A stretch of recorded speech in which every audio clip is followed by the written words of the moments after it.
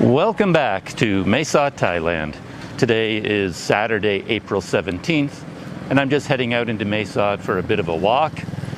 And I think this video is going to be a life update, a monetization of the channel update, a technology update, all kinds of updates. I think I'm just going to start talking as I head out and maybe look for a coffee shop and see what's on my mind.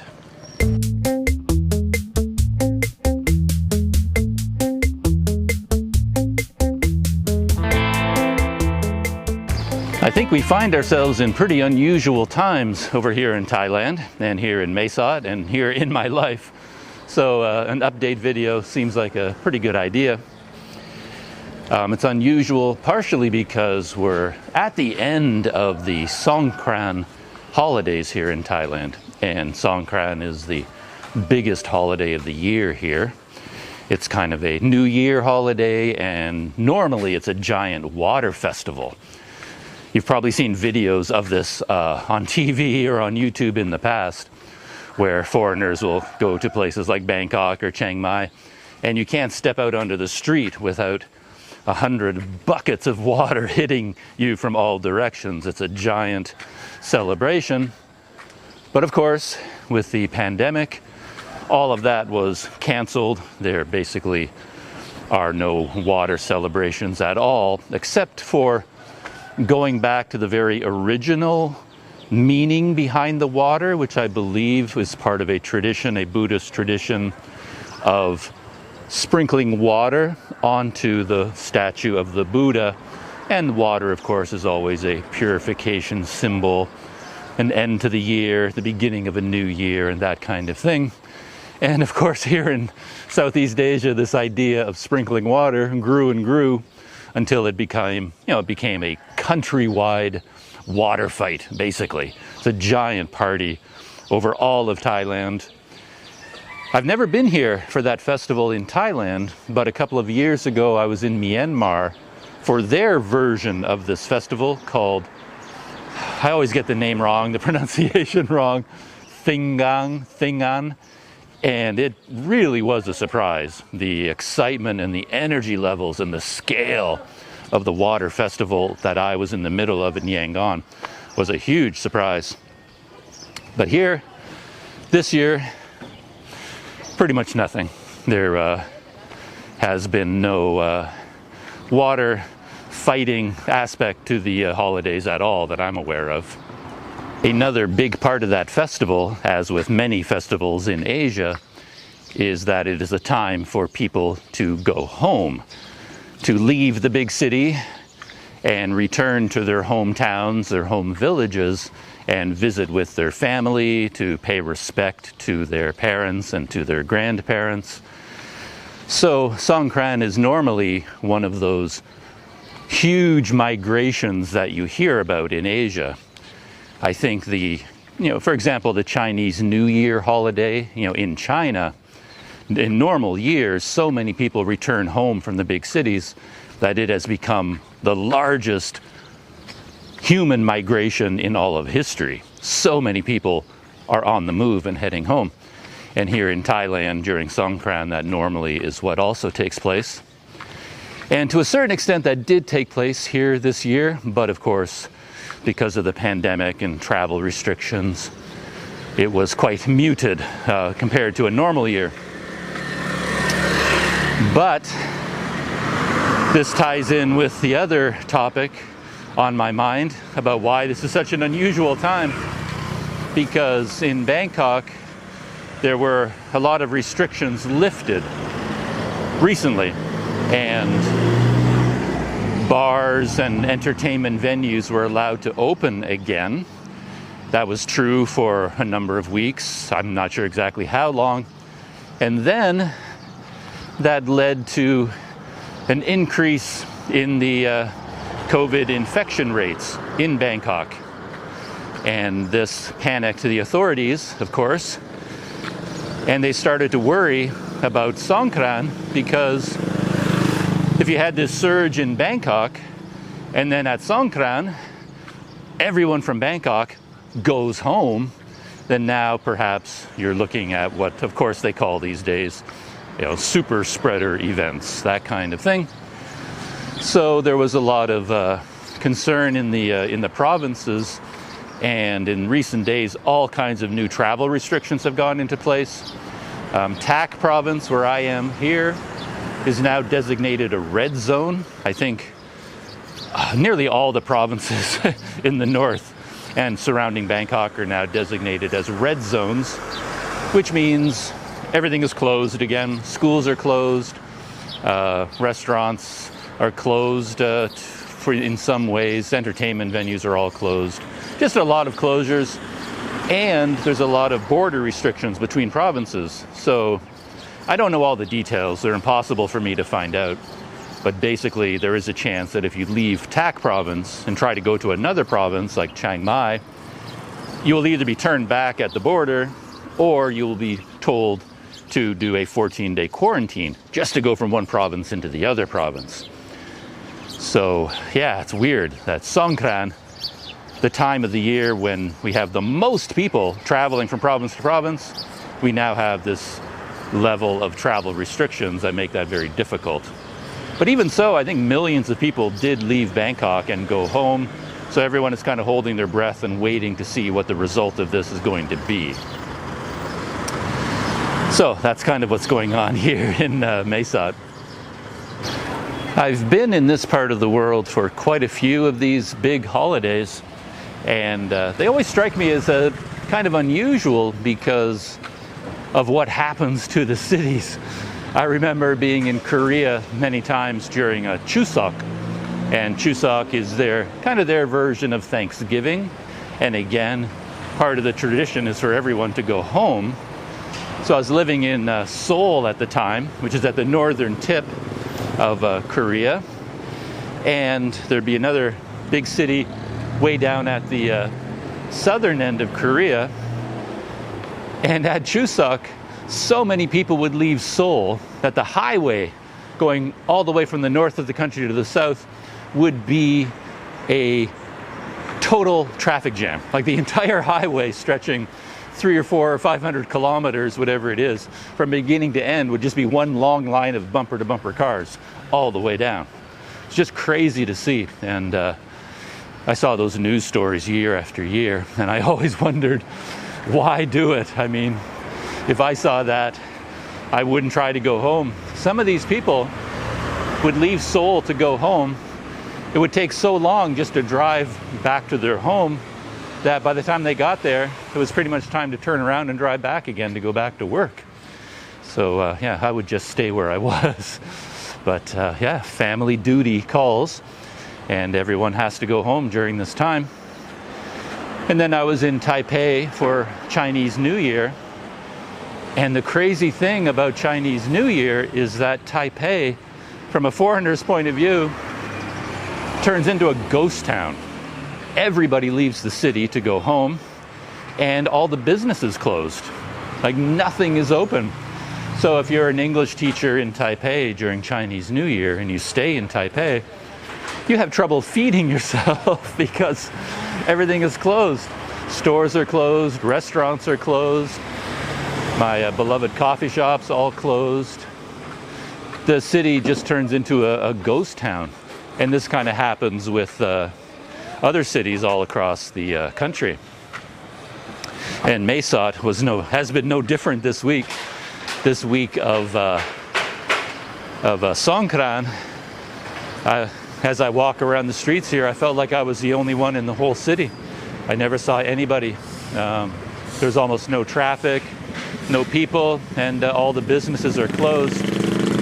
Today, things are starting to open up a little bit, and I'm on one of the busier streets in Mae Sot here, so you see that there is some traffic around me, and then the businesses are starting to open up again. But for the longest time, I felt like I was the only person in this city. It's really a strange feeling. To be honest, the only reasonable thing for a foreigner to do during Chinese New Year in Taiwan is to leave the country.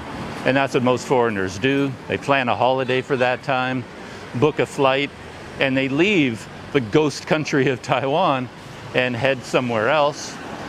and wait for the holiday to blow over, and then they return to work. But that's kind of a double-edged sword too.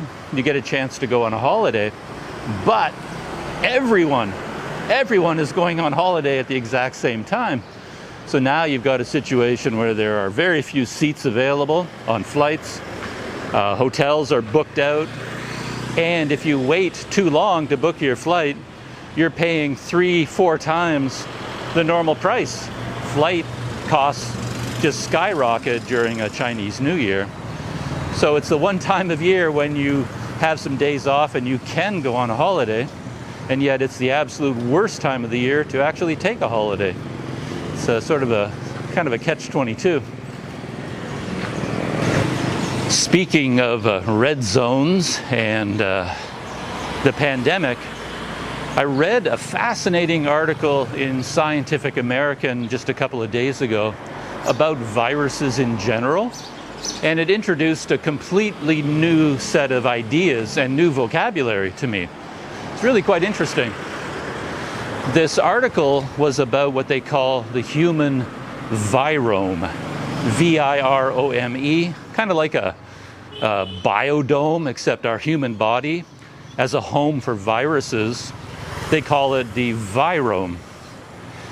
And I didn't know anything about this, to be honest, like nothing at all. But it turns out that each of our bodies is normally home to 380 trillion individual viruses.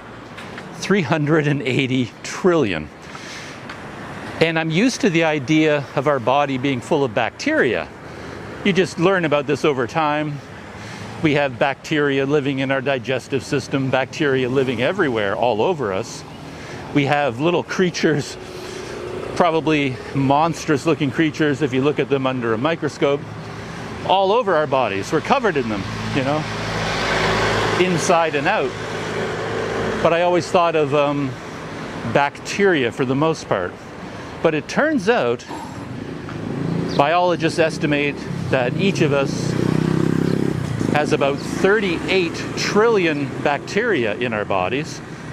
You know, friendly bacteria, just living their lives, doing what they do, and they don't cause us any harm unless they kind of get out of control.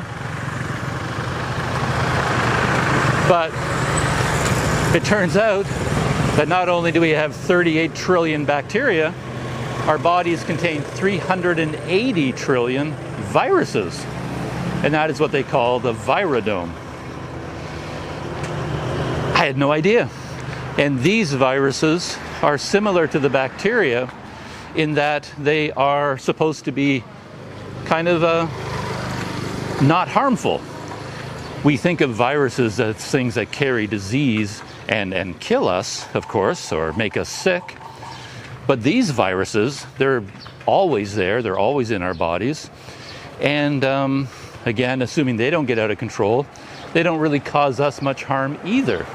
They're just part of our human ecosystem. And I honestly never knew this.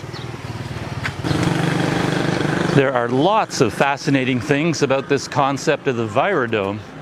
One is that each of us kind of has our own distinct virodome. The collection and number of viruses in my body is kind of unique to me compared to you. And when you live in a house, in a home with other people, you end up sharing kind of the same virodome because you're constantly passing viruses to other people through food, through the bathroom, through touching, through the air, and you're exchanging all these viruses all the time. And as you live with a person in the same home, the same apartment, you eventually reach kind of a similar virodome with all these other, or virome, with all the people around you, which is a fascinating idea. And I don't quite know what to make of this idea yet, but in this article, it said that they now estimate that 50% of the biological material in our body is not human.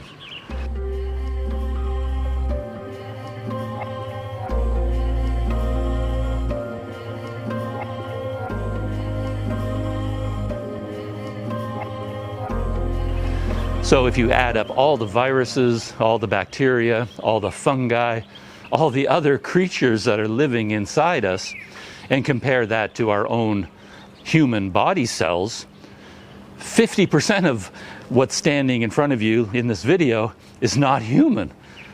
Like, half of me is made of my own cells, and the other half is made up of all these other creatures, these hundreds of trillions of creatures. And I don't believe that number. It just doesn't seem right, 50%. But it's what they said in Scientific American.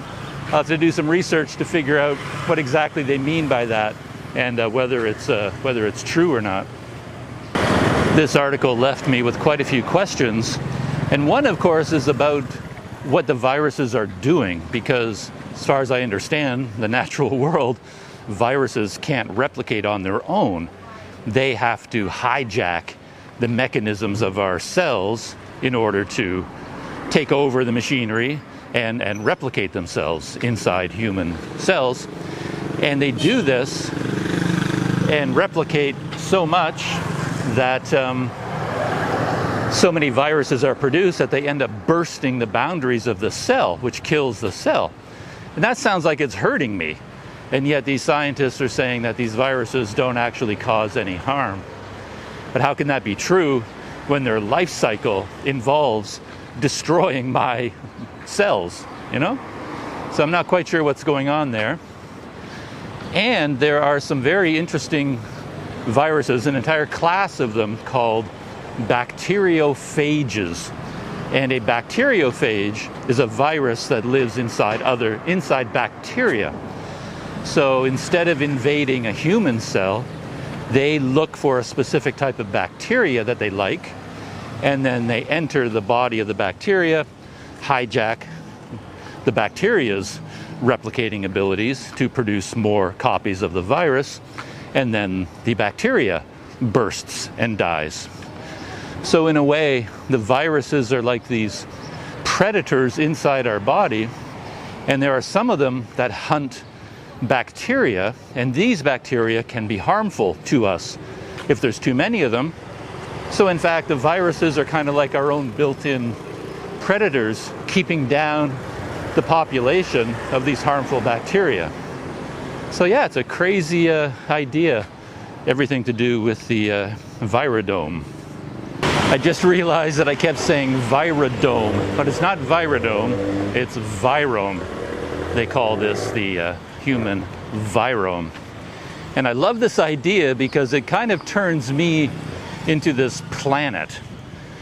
You know, my body, me, that I'm out here walking around Mesot, I'm actually my own planet, home to hundreds and hundreds of trillions of little creatures all going about their lives, and they live on me just like I'm living on the planet Earth. So I am my own planet, it just seems. And I like to think of these little creatures as monitoring what I'm doing. And let's say I have some really tasty soup for lunch, or I make spaghetti for dinner, and they're all excited, and all these hundreds of trillions of creatures are happy and cheering because I'm eating spaghetti. Because everything I eat feeds me, but it also feeds all these hundreds of trillions of viruses and bacteria and other creatures, right? They depend on me to feed them, and if I don't eat, they don't eat. They need me. So, yeah, it's just sort of a crazy idea. Well, I came down here. I'm actually near the Mesot General Hospital. There it is across the road. Kind of fitting, I guess, that I ended up going in this direction, considering what I'm talking about. But I came here because I spotted a coffee shop nearby. On Google Maps, I saw a coffee shop, I think called 5 Star Coffee, right across the road from the hospital, and it looked like it might have a kind of a nice garden setting. So I went there to look for it, but if there is such a place, it's closed. There's no sign saying 5 Star Coffee. I did find a place with kind of a garden and some tables and a pool, but there's nobody there. Seems to be completely closed. So coming down here for coffee is not going to work out. So that is the What Am I Reading update. There is also the monetization update to take care of. As you might know, I'm busy monetizing this YouTube channel. And that has been quite an adventure.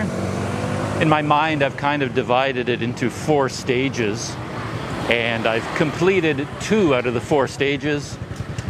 You know, in stage 1, you have to get 1,000 subscribers and 4,000 hours of watch time. And then once you have that, you can link an AdSense account to your YouTube channel, and then YouTube reviews your videos to make sure that they're advertiser friendly. And if you pass all those hurdles, then you are allowed to monetize your channel and monetize all of your individual videos. And that's stage 1, and I did that successfully, not without some confusion.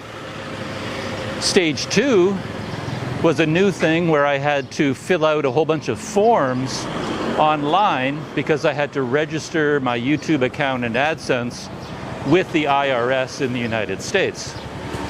That was such a big adventure, I shot an entire video only about doing that. That was stage 2, and I was successful at doing that. And then stage 3 is sort of what I'm in the middle of now, because I understood that you had to accumulate $100 in ad revenue, and once you reached a $100 threshold, YouTube would send you a pin in the mail. You get that pin, and then you enter it into your AdSense account.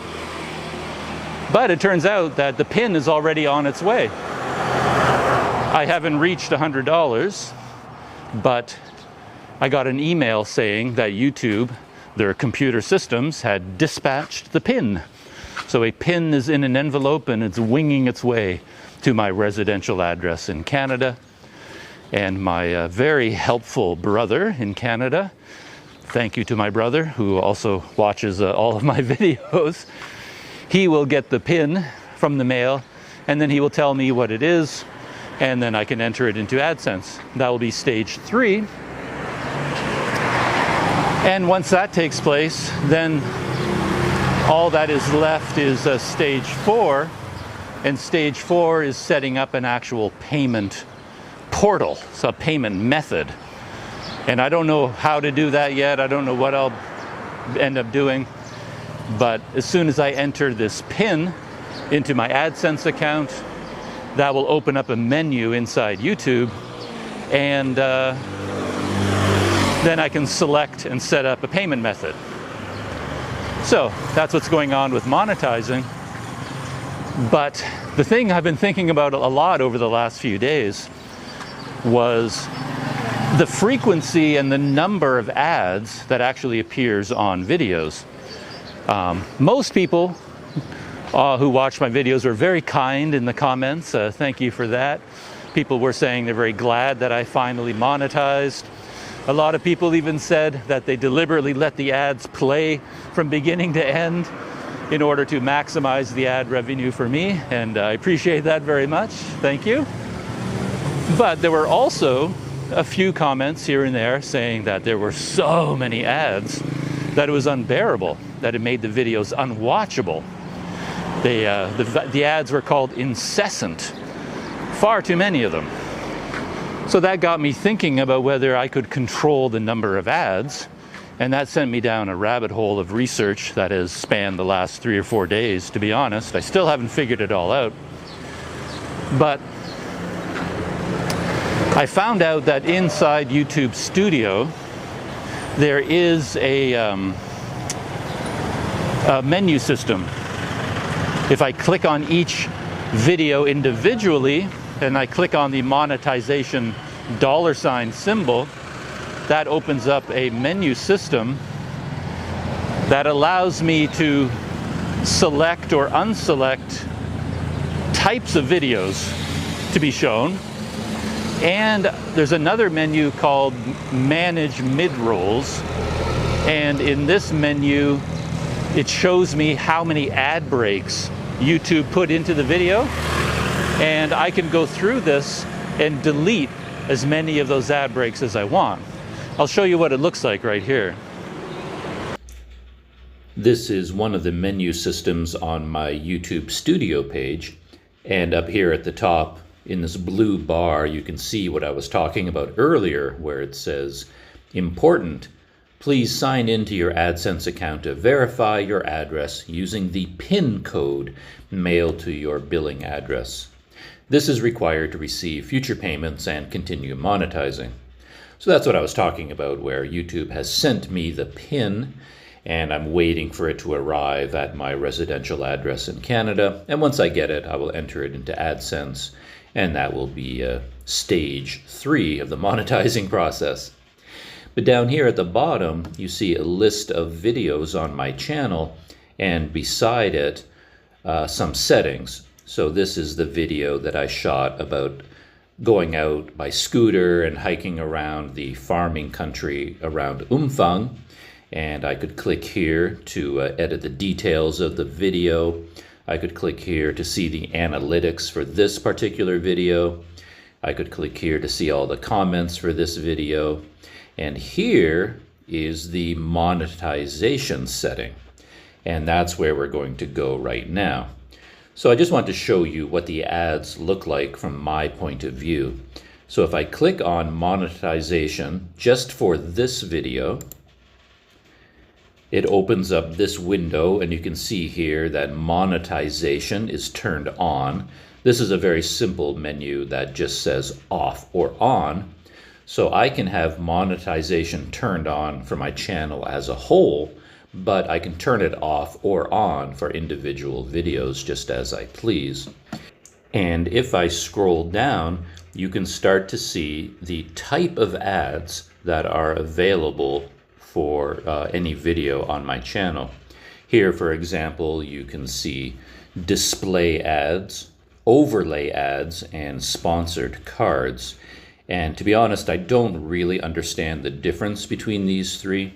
One interesting thing is that display ads, the box is grayed out. I have no control over this. YouTube controls those completely.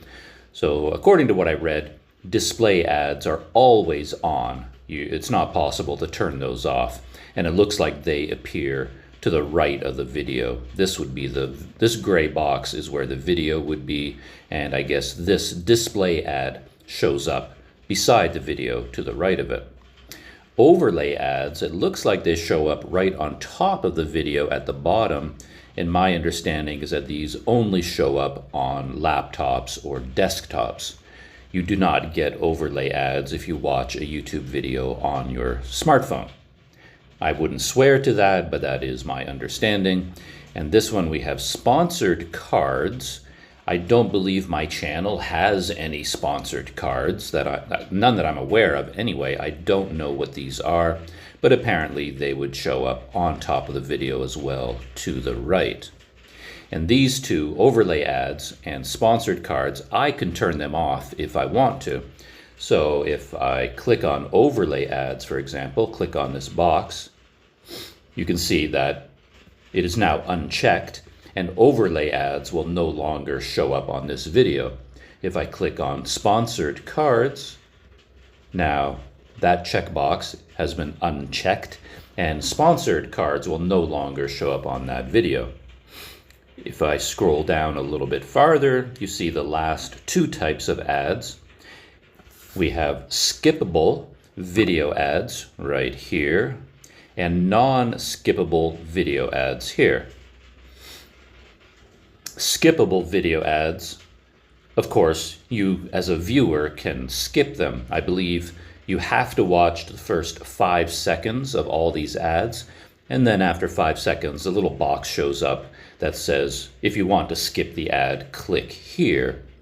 And it's not entirely clear to me what the ad revenue is for skippable video ads.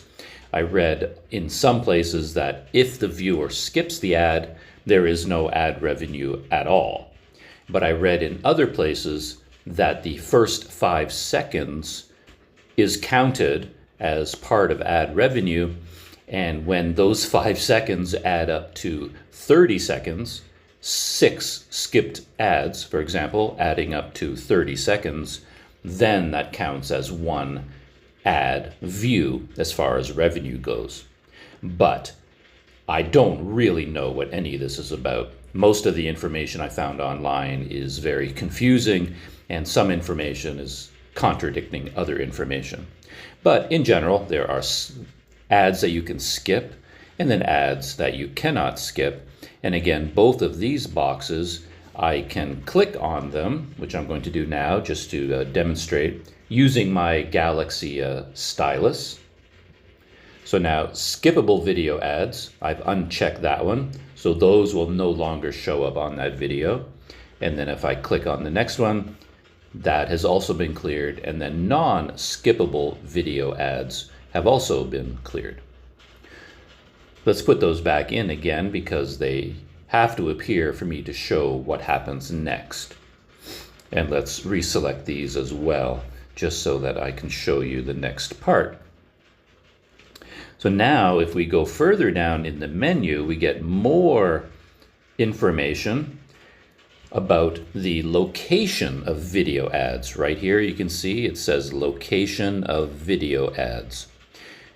Ads can show up before the video, pre-roll. They can show up during the video, which they call mid-roll, and ads can show up after the video, after the whole video has played, and those are called post-roll. And I have the ability to select or unselect all three of these as well. I should point out that the YouTube default, as far as I know, is for all of these to be selected and for all three of these to be selected as well. So the YouTube default, if I do nothing, if any YouTuber does nothing, is for all of these ads to be selected. Now, the interesting thing falls underneath that other menu that you see right here where it says Manage Mid-rolls. It took me a long time to find this little menu. It's kind of hidden, but Manage Mid-rolls applies to these ads that show during the video, mid-roll ads. So let's click on Manage Mid-rolls and I'll show you what shows up here. Now this is going to be a little bit hard to see because my phone is in landscape mode. In portrait mode you would see a lot more clearly. But here you can see we get a list of ad breaks and it shows you the ad start time. So the very first mid-roll ad is scheduled at 1 minute 29 seconds of the video once the video starts to play. The ad break number 2 is scheduled for 5 minutes and 36 seconds. And as I scroll down, you can see more and more of these are showing up. Let's count them. 1, 2, 3, 4, 5, 6, 7, 8, 9, 10, 11, 12, 13, 14. Was it 14? That seems like too many. I think I counted too many. Let's see. 1, 2, 3, 4, 5, 6, 7, 8, 9, 10, 11, 12, 13, 14. No, 14 ad breaks. Granted, this is a very long video. This video is over an hour long, but 14 ad breaks seems like a lot in any video. And if I scroll down even further, now you get a visual representation of what that looks like. This is the whole video from beginning to end, right here, and every one of these gray lines is an ad break. So there's 1, 2, 3, 4, 5, 6, 7, 8, 9, 10, 11, 12, 13, 14 ad breaks on this video. And that doesn't include the ads before the video starts and the ads after the video starts. You have to add those on top as well. So this was where I started to get concerned, because any reasonable person, I think, would conclude that this is too many ads.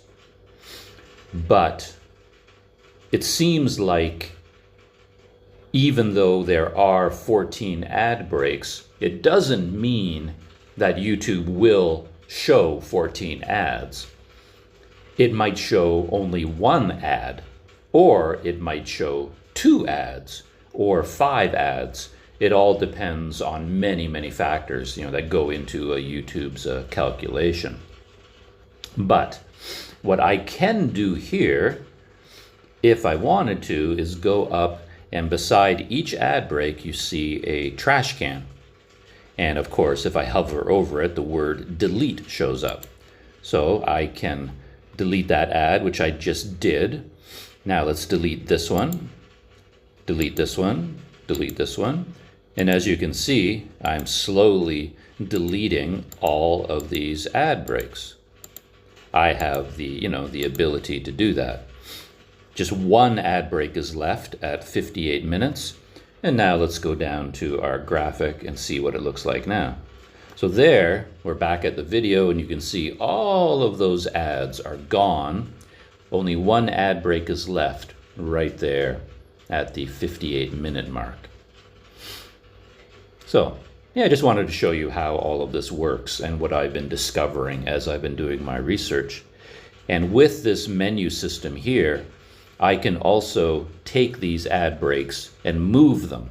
So if this ad break falls at what I think is an inconvenient spot in the video, I can move it to a more natural breaking point, though I haven't figured out how to do that yet.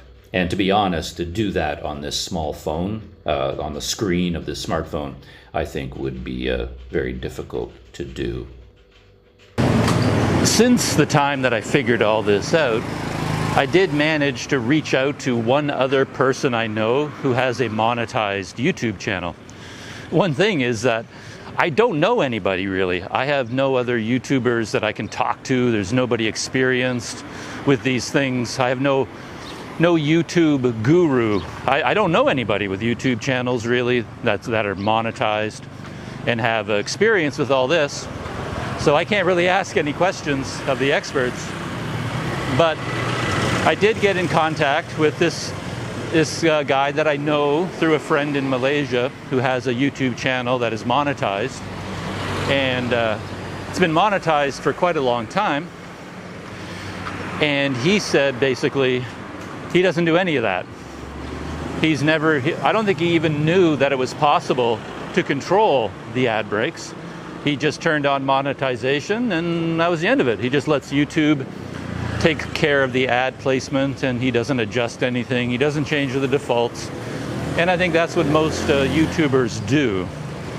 And after a lot more research, I'm starting to learn that just because there might be 15 or 16 ad breaks on one of my videos in the menu system, it doesn't mean that everybody's going to see 15 times 2 ads, because YouTube has a very complex computer system that makes a decision on a case-by-case basis how many ads to show. And it might show 1 ad, it might show 10 ads, it might show no ads at all.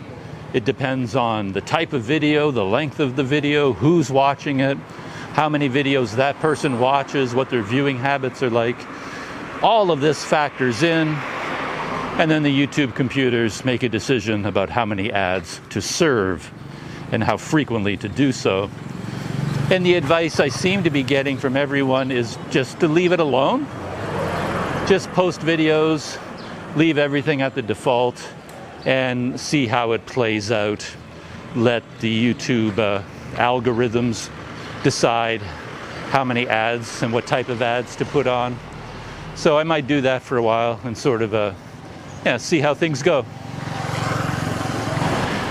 I just came across an interesting side road here in Mesot. Never come down here before, and it turns out this road opens up into a temple complex. I've never been to this temple before.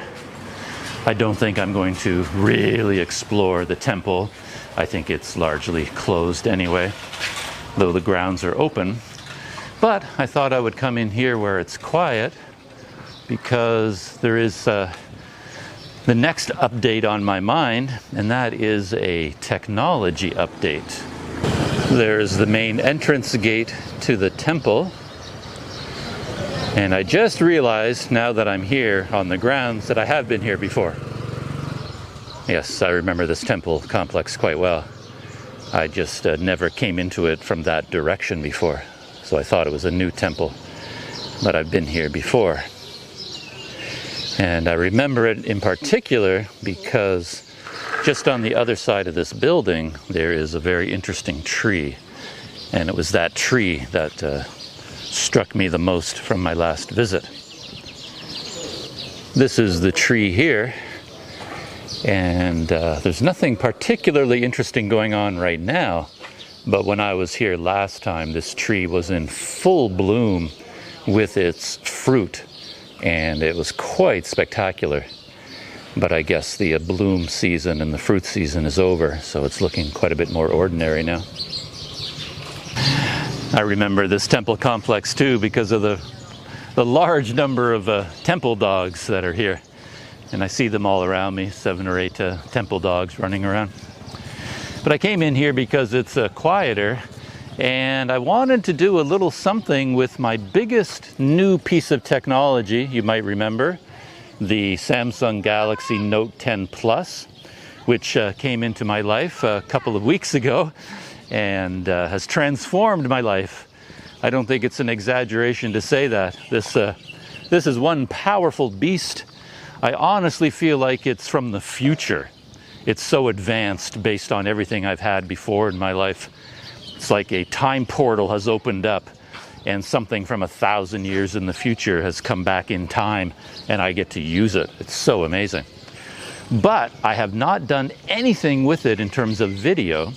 So what I wanted to do right now is just fire it up, shoot some video with it, some video like this, vlogging video, and see how it looks compared to this Panasonic.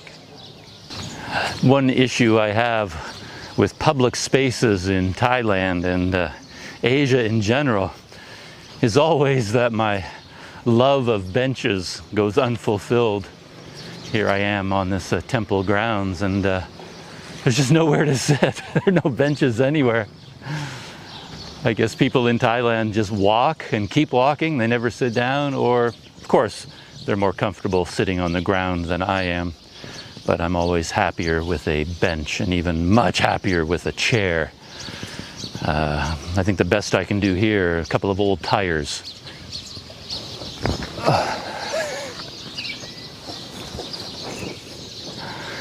So here I am on this temple's version of a public bench. And I've got my Galaxy Note 10 Plus. And in order to shoot video, I normally mount everything on some kind of a grip. Oh, I thought the dog was upset with me, but he's got some buddies there he's barking at. And to be honest, even if this shoots amazing video, I probably won't use it that often, just because I prefer the form factor of a camera, like my Panasonic G85 or a GoPro or anything else. Phones are just kind of awkward. But I thought it'd be fun to give it a test. So I've got a smartphone mount here on top of a tripod. And I just have to insert this carefully. Something I've learned, of course, is you have to be very careful when you do this because it's so easy to tighten this grip down and find out you're tightening it on top of a button. So you end up pressing the power button down permanently and you end up resetting the phone because that's how you would normally reset the whole phone. That's kind of what I mean about the form factor for these things. They're not designed for this. Plus, I can't see myself at all. Like if you use the main camera on the phone, all you see is a blank phone, right? That's all you see. And the lens is down here. So you have to remember to look.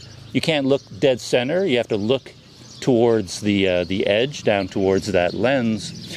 And you have no idea if you're centered in the video frame or what is going on. But anyway, let's give this a try. Got to turn it on.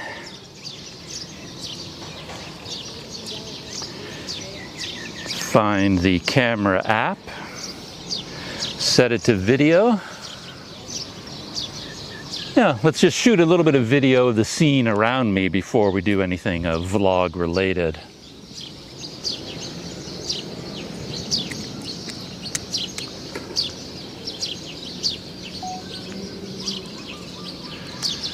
Though, since I have two cameras going right now, but I only have one microphone hooked up to the G85, so that's my audio track. So I'm going to synchronize them by doing a little bit of a clap.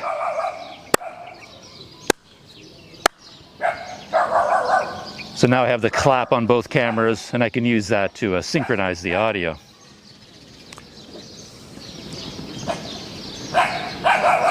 Anyway, there is the temple, the main temple building where I'm sitting. And there's some of the grounds. And there's my Panasonic G85 on its tripod. More of the temple over there. And they have a large reclining Buddha over there, you can see. And who are they barking at? Here are some of the temple dogs. 1, 2, 3, 4, 5, 6, 7 of them. Hello. Hey, come here.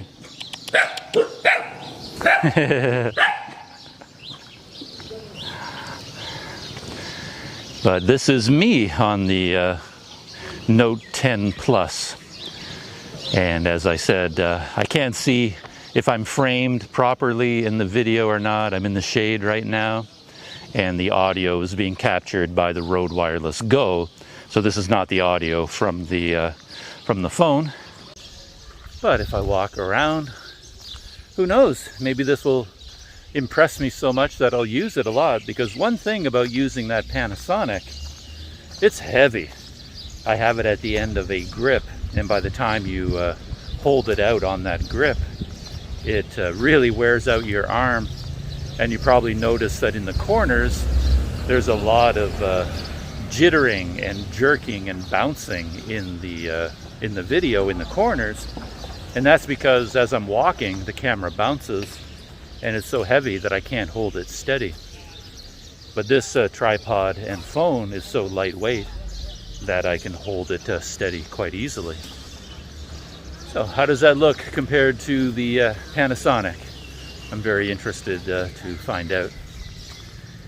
Because of the form factor, something else is really quite weird that I have no idea whether it's recording or not. There's nothing on the front of the phone to tell me. There's no flashing lights, anything like that.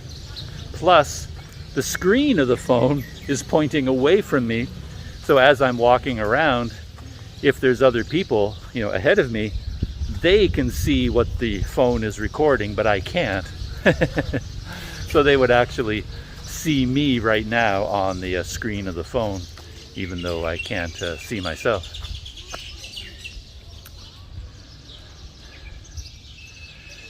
And there's the temple again. Just curious how the stabilization works if I just start walking. Yeah, I'm walking at a normal pace towards the temple right now. On the screen, it looks pretty good. If I stop moving, I can hold it pretty steady. One advantage to the Galaxy Note 10, I'm told from the reviews, is that it has a very good optical image stabilization for video.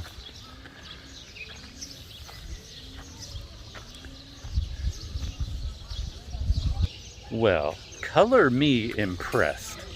I just looked at that test video on the phone itself, and I don't know how it looked to you, but to me it looked spectacular. It did. It looked really good, and just looking at it on the phone screen, the stabilization was as good. To be honest, it was better than on the Panasonic. It was so steady and smooth, nicely exposed. Everything was exposed perfectly. I was very impressed with how that looked. And to be honest, I was impressed with the audio, because I could hear the audio on the phone speakers, and sounded great. So I may not, you wouldn't even have to use an external microphone if you don't want to. Though of course this is a bit of an unfair test because it's so quiet here. That's one of my pet peeves with a lot of the reviews you see on YouTube, where they review a camera or a microphone or something like that. And they always go to the most well-lit, perfectly quiet location they can, when of course that isn't a true test for vlogging, because you got to take it out onto a street, a noisy street, a noisy restaurant, go out into real world conditions, and that will show me how it really will work. The fact that the audio here in this temple complex sounds good doesn't mean it will sound good when I get back out onto the street, if you know what I mean. But yeah, I'm pretty impressed with this. In fact, I might do this for the rest of this video and set the Panasonic aside. Before I move on from this quick video test of the Galaxy Note 10 Plus, let's do a little bit of an audio test, comparing it with the Rode Wireless Go. So right now what you're hearing is the audio as recorded by the Rode Wireless Go in my Panasonic. That's what's going on. I've just cut that audio into this video. So now let's switch to the Galaxy. So this is the audio coming from the microphones built into the Note 10 Plus directly. This is the audio as recorded by the phone. And of course it is a perfectly quiet place here, as I said. So it's not a true test of how this microphone would work out in the real world. And now we are back on the audio from the Rode Wireless Go, and you can compare it to how it sounds from the Galaxy. One more time, we're back on the Galaxy. This is what the audio of my voice sounds like, recorded by the Note 10 Plus's microphone. And lastly, one more time back on the Rode Wireless Go. I'm very curious myself to see the difference between the sound quality, and yeah, you can decide for yourself how they sound. Does the phone sound good enough, or does the Rode sound significantly better? I think I could use the Rode with the phone, but then I have to buy some kind of a dongle, some sort of a microphone jack to USB-C dongle to connect it to this phone. But yeah, that's something for the future. The great Note 10 Plus experiment continues. I put away my Panasonic, put away my Rode Wireless Go, put away all of my fancy gear, and all I have is the phone sitting on top of a longer grip this time, so it's a little bit further away from me.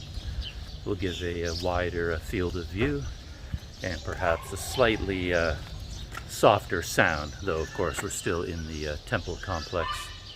So it's pretty quiet right here. I have my heart set on a cold iced coffee still, so I'll probably head off in search of that. But since I'm still in smartphone testing mode, I thought I'd come in here to where the reclining Buddha is and take a look at that. So here is the reclining Buddha.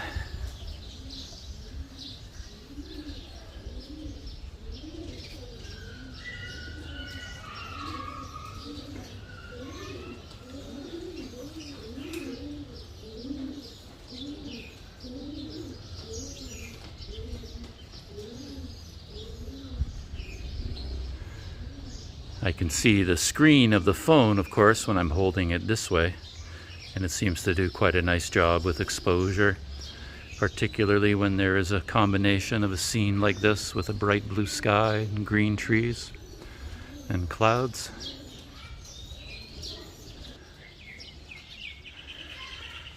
These are some of the displays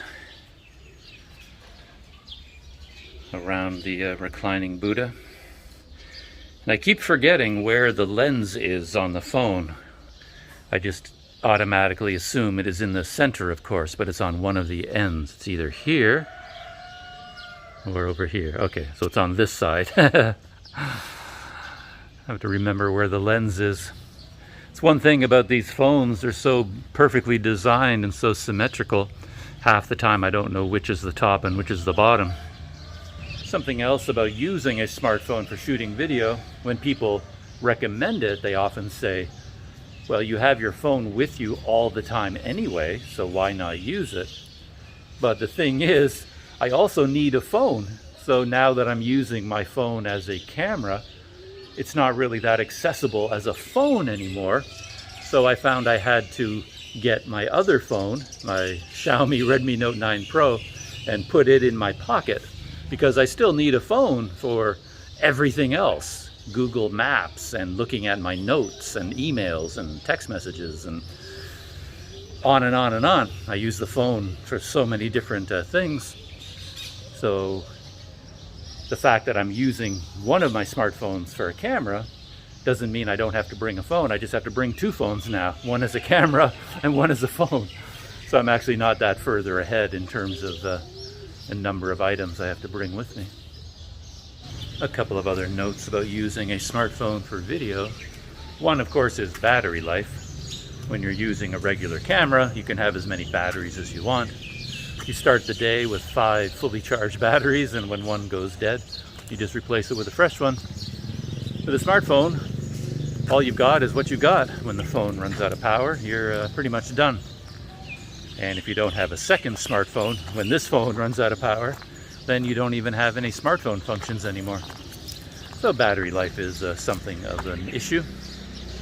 And there's a last view of the main temple building before I leave here in search of my iced coffee.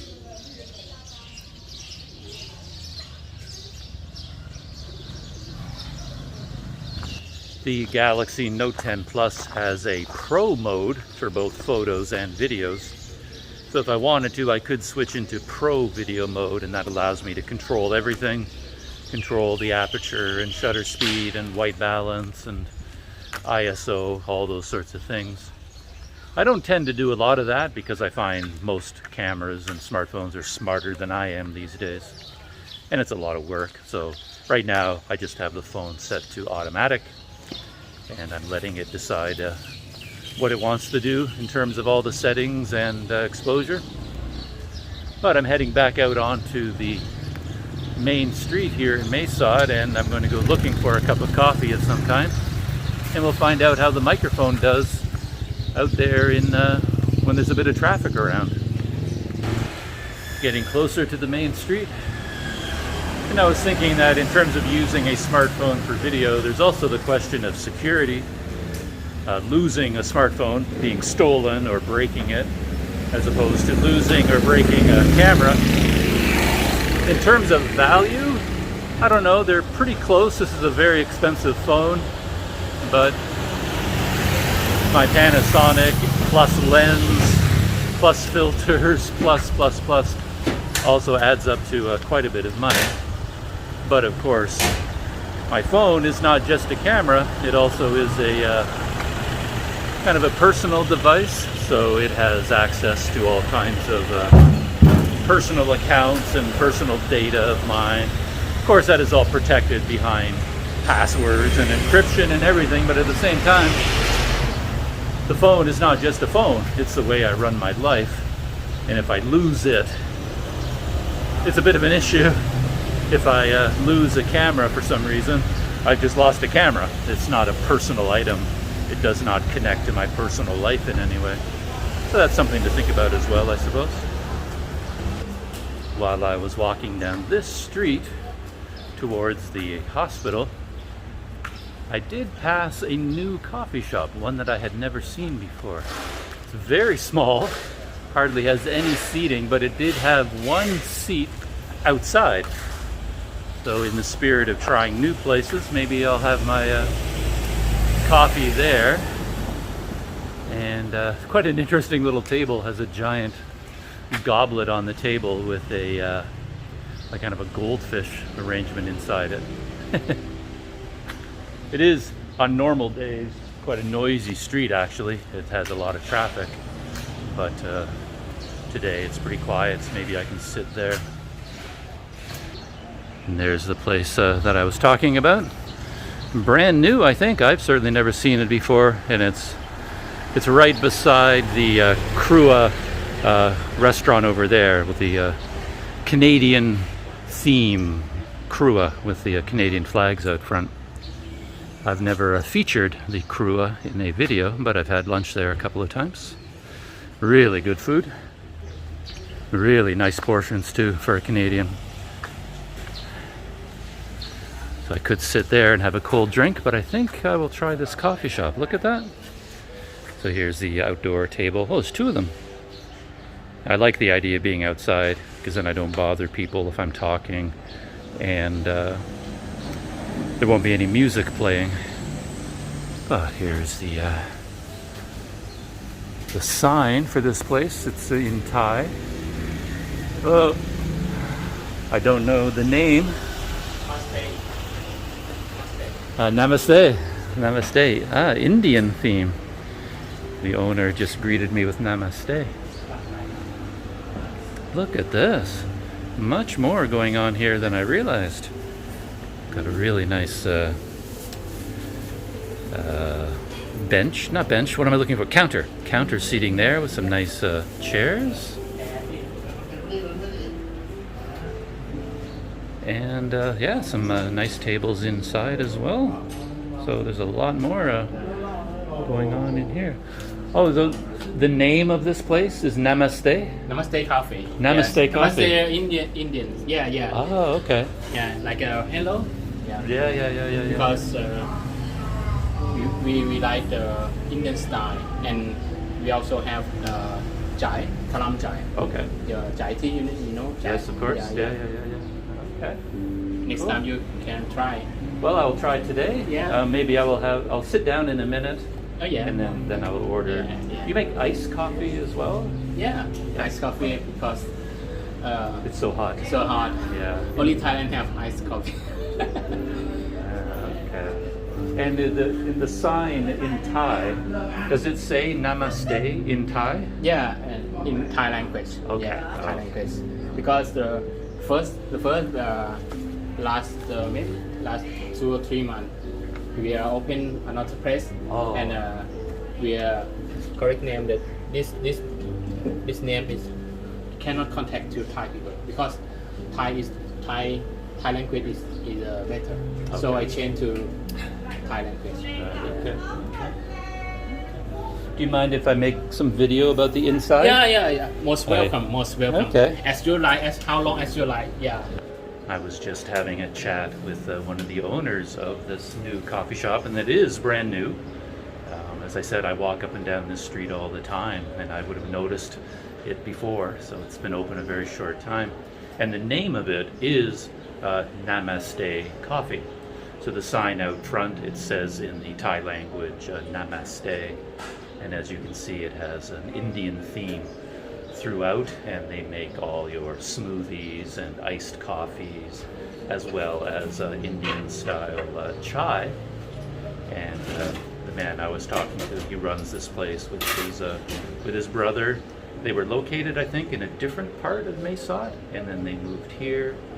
He spent a number of years in India studying yoga, and if he gets a chance, he might be running yoga classes here in Mesot as well. So he has all kinds of ideas. And I see right in front of me, there's even pizza. So there's some pizza for sale. And that might be a good thing to combine with my coffee here.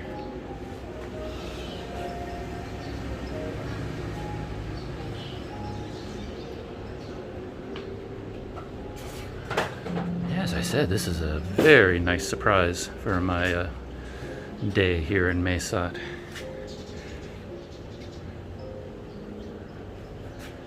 Much more developed little coffee shop than I expected. So there are a whole bunch of iced coffees and drinks that you can get here.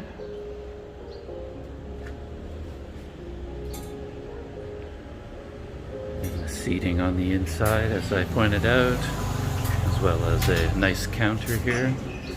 It's nice to be able to go that far inside, and then you get away from the noise of the traffic outside if it is a busy day. There's the menu on the wall. You want to try some chai? Yeah, yes please. And here is the seating outside. And just before I sit down, let's get a nice shot of the whole exterior. And there's the sign, Namaste. As I said, I definitely would have noticed it because this shop to the left, that's where I go to get all of my photocopies when I go to immigration. Whenever I need to print anything out or make copies, this is where I go. And then there's a Krua restaurant right there. And then right beside it, the brand new Namaste coffee shop. And the owner is making a hot cup of chai for me right now. So we're going to start off with their specialty drink, and then I'll move on to something cold and refreshing, and maybe pizza. I'm still using my Galaxy Note 10 Plus, and yeah, I think it looks absolutely great. But I have it further away from me now, so I don't know how much audio it's picking up. But very exciting. I have a large cup of classic traditional Indian chai.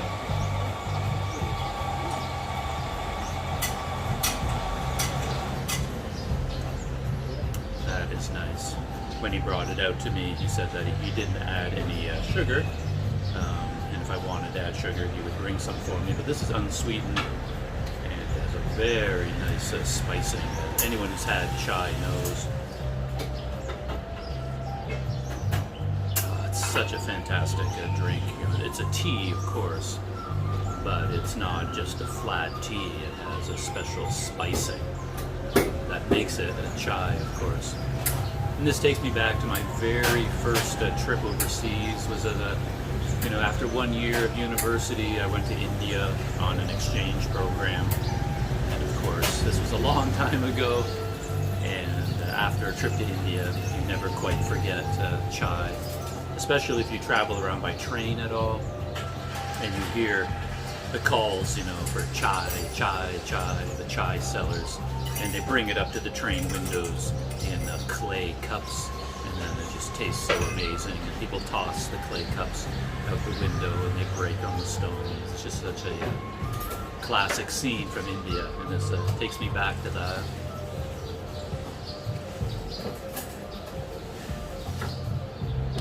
That is nice. That is really, really nice.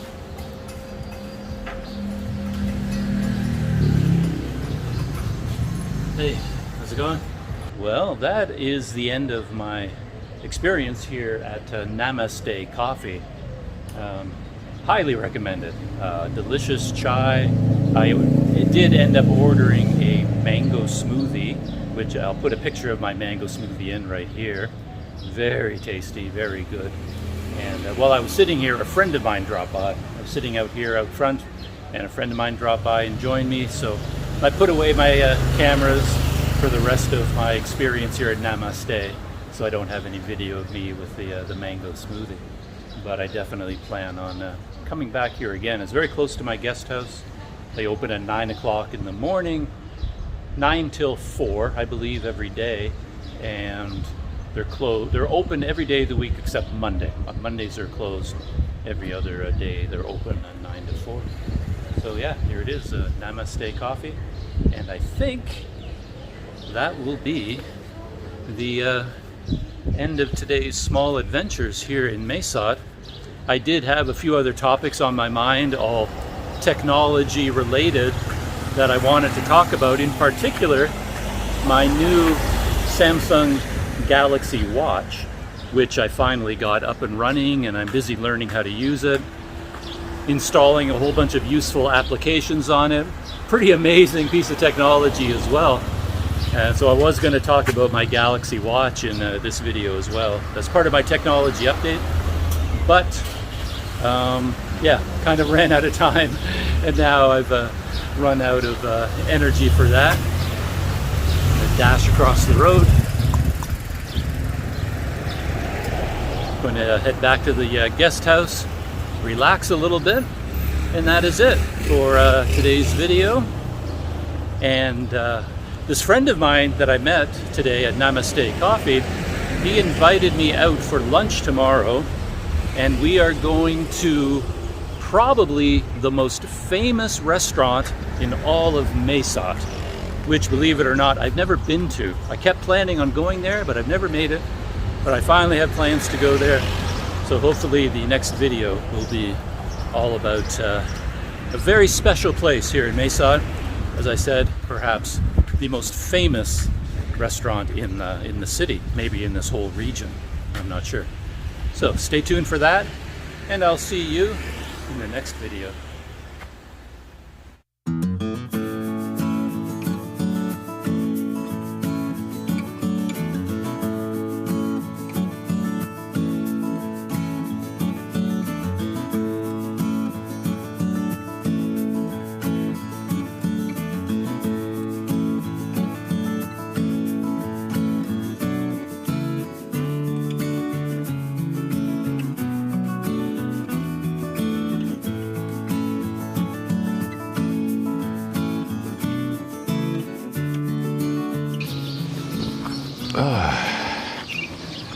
So are you?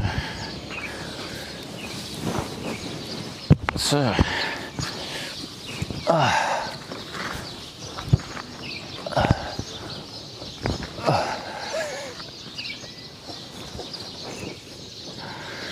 So here I am on this temple's version of a public bench.